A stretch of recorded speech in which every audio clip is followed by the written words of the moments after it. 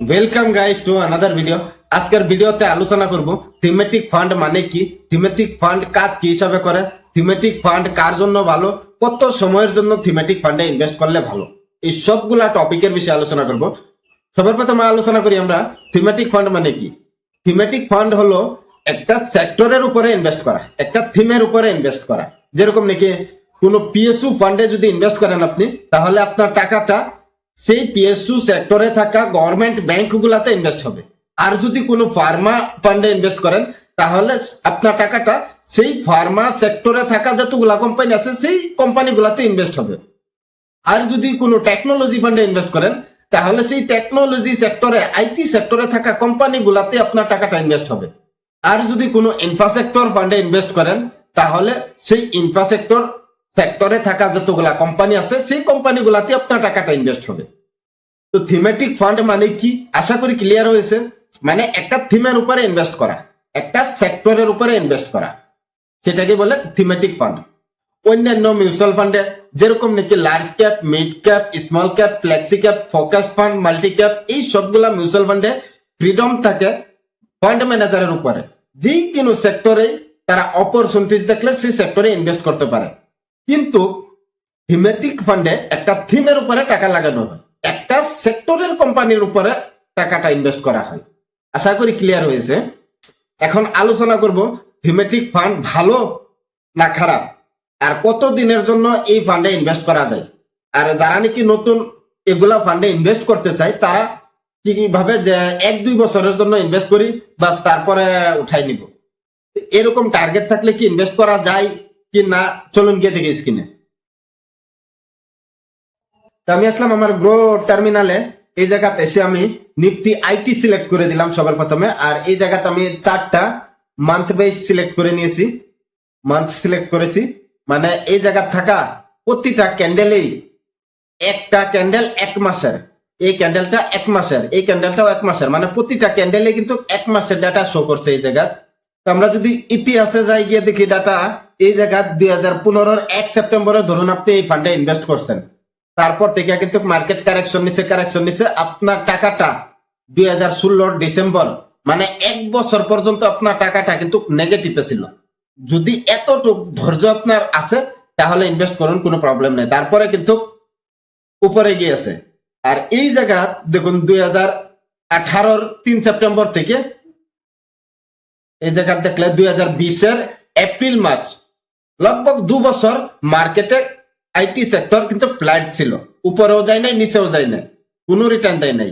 তো 2 বছর একটা ইন্ডেক্স এক জায়গা ছিল। এই জায়গা যদি আপনি আইটি সেক্টরের টেকনোলজি ফান্ডে যদি ইনভেস্ট করতেন, 2 বছর আপনার পোর্টফোলিওতে কোনো রিটার্ন আসতো না, কারণ 2 বছর ধরে ইন্ডেক্সই বাড়ে নাই, নিফটি আইটি বাড়ে নাই, সেক্টরটাই বাড়ে নাই।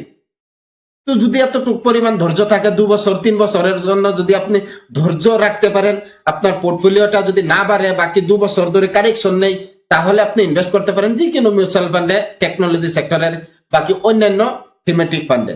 নর্মালি সবগুলা থিমেটিক ফান্ডেই দেখা যায় যে 2 বছর 3 বছর রিটার্ন দেয় না, তারপরে কিন্তু ভালো একটা রিটার্ন দেয়। যেরকম নাকি এই আইটি সেক্টরে দেখুন 2 বছর কোনো রিটার্ন দেয় না এই জায়গা, তারপরে কিন্তু একটা সুন্দর মুভ দিয়েছে।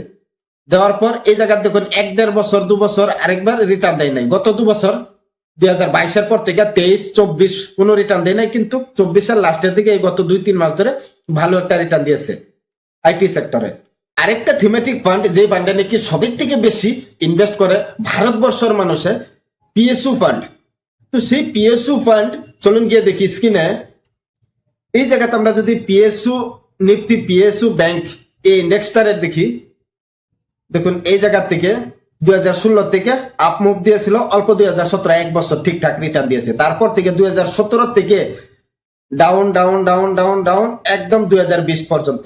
যদি আপনি 2017-র পর থেকে স্টার্ট করেছেন এসআইপি বা লামসাম যে কোনো অ্যামাউন্ট ইনভেস্ট করেছেন পিএসইউ ফান্ডে, তাহলে আপনার টাকাটা 3 বছরের জন্য কোনো রিটার্ন দেয় নাই।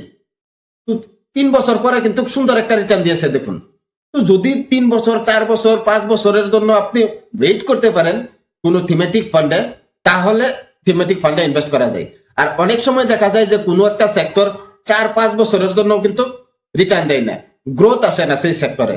তাহলে যদি সেই সেক্টরের ফান্ডে আপনি ইনভেস্ট করেন, সেই পরিমাণ সময় নিয়ে ইনভেস্ট করতে লাগবে। তো যদি কোনো সেক্টরিয়াল ফান্ডে ইনভেস্ট করেন মিনিমাম সময়টা 5 বছরের হবে, তার উপরে যদি থাকে তাহলে ভালো।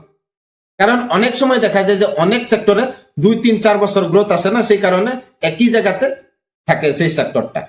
এক্সাম্পল হিসাবে বর্তমান সময়ে কিন্তু অটো সেক্টরে গ্রোথ নাই। তো অটো সেক্টরের যতগুলা কোম্পানি আছে সবগুলা কিন্তু নিচের দিকে আসছে। একইভাবে যদি আমরা দেখতে চাই কেমিক্যাল সেক্টরে এত একটা গ্রোথ নাই। আর যদি আমরা দেখি নিফটি আইটি দেখি, টেকনোলজি সেক্টরটারে দেখি, গত 2 বছর ধরে কিন্তু টেকনোলজি সেক্টর ডাউনে ছিল, বর্তমান 1-2 মাসের মাঝে অনেকটা উপরে আসছে। তো এরকম যদি কোনো সেক্টরিয়াল ফান্ডে ইনভেস্ট করেন 5 বছরের উপরে যদি সময়টা আছে তাহলে ঠিক আছে, আর এর নিচে থাকলে সেক্টরিয়াল ফান্ডে ইনভেস্ট করবেন না, অনেক রিস্কি হয়ে যায় যদি কম সময়ের জন্য ইনভেস্ট করেন। আশা করি সেক্টরিয়াল ফান্ড মানে কি আর কিভাবে কাজ করে বুঝে গেছেন, আর কত সময়ের জন্য ইনভেস্ট করবেন সে বিষয়ে ক্লিয়ার হয়েছে। যদি কোনো সেক্টরিয়াল ফান্ডে ইনভেস্ট করেন সময় লাম বানিয়ে ইনভেস্ট করবেন।